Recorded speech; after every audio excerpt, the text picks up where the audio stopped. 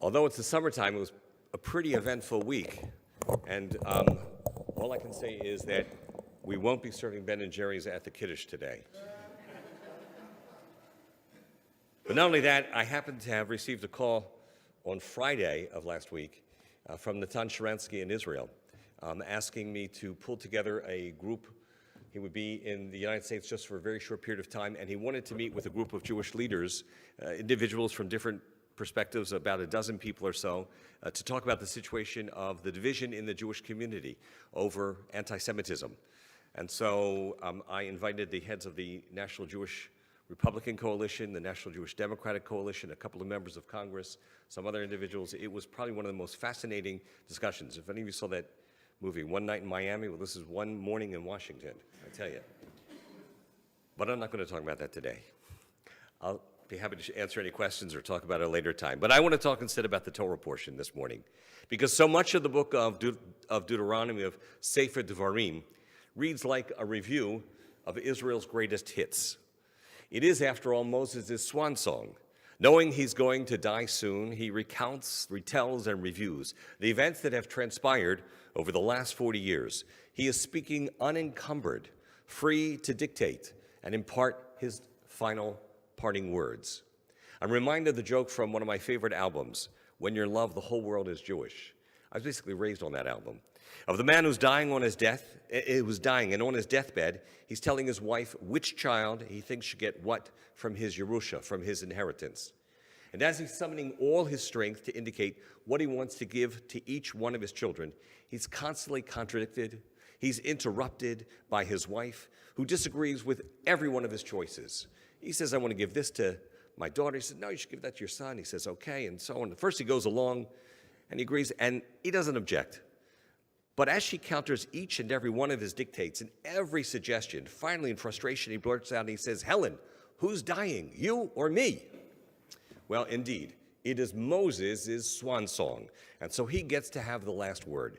He gets to choose what to include and what to remember, what to give to whom, so to speak, and what to emphasize. And what he wants to give unto us, the children of Israel, his offspring, is the most precious teaching possible, and that is to impart to us the teachings of the Torah itself.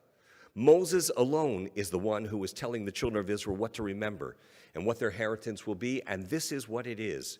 It is the Torah. He teaches that they must study Torah so they will know the mitzvot, how to perform them, and they'll know what to do. It's no surprise that among the major events he would cite, he would include the theophany at Mount Sinai, the giving of the Aseret Dibrot, the Ten Commandments, and that it should appear this a second time in the Torah.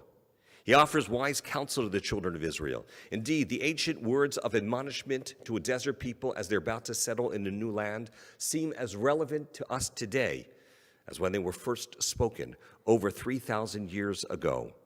Indeed, part of what he is telling the people is to guard against complacency, to guard against being misled. In what way? Well, what he's telling them is, warning them, that after they settle in the land, and after they live in great cities, arim gdolot, and in houses full of good things, batim meleim kol tov, he cautions, hishamer lecha, pen tishkach et Adonai. He says, be careful, be cautious, that you do not forget the Lord. That you do not forget the Lord who freed you from the land of Egypt, the house of bondage. What does Moses mean by this? Why is he saying it? Does it still have any meaning today? He's telling them, while things may be good now, and you might think you're on easy street now, life was not always this easy. At one time, we came from very humble origins. At one time, we were slaves. In other words, the economic conditions that you live in now in the land of Israel, or that you will live in, have the potential to erode your loyalty to God and to the Torah. And he's telling them not to let that happen. He's saying that material wealth can blind us. It can give us a case of amnesia. It can lead to hubris and a lack of humility, to neglecting the role that God plays in our lives and our good fortune. Neither Moses, nor our sages, nor Judaism is opposed to material wealth or comfort. But in addition to requiring that we use our resources to help and share with others, what he's telling us is, just when we're prone to feel that we are the ones responsible for our success, we're obligated to recognize the role that God plays in our lives. He's telling us not to neglect, not to overlook that connection.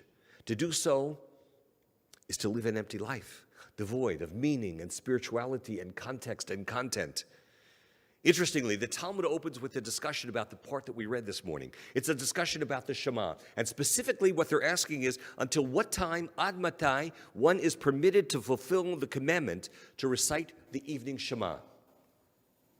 We're supposed to say it at night and in the morning. But at what point does that nighttime end? How long do you have to say it?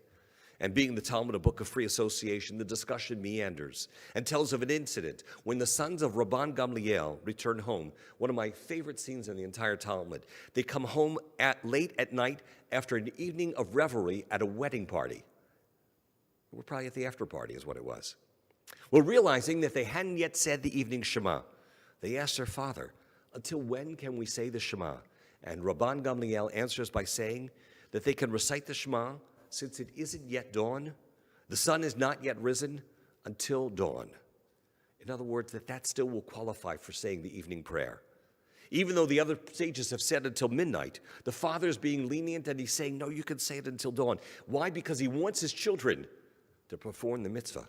He wants them to understand, and on a very profound and deep level, what that story is all about is telling us, how do we navigate and negotiate, keeping God in our lives in first the material sense, and now how do we keep God in our lives even in a time of celebration? Whereas Moses before him taught, you have to connect your lives in times of prosperity and in times of plenty to God.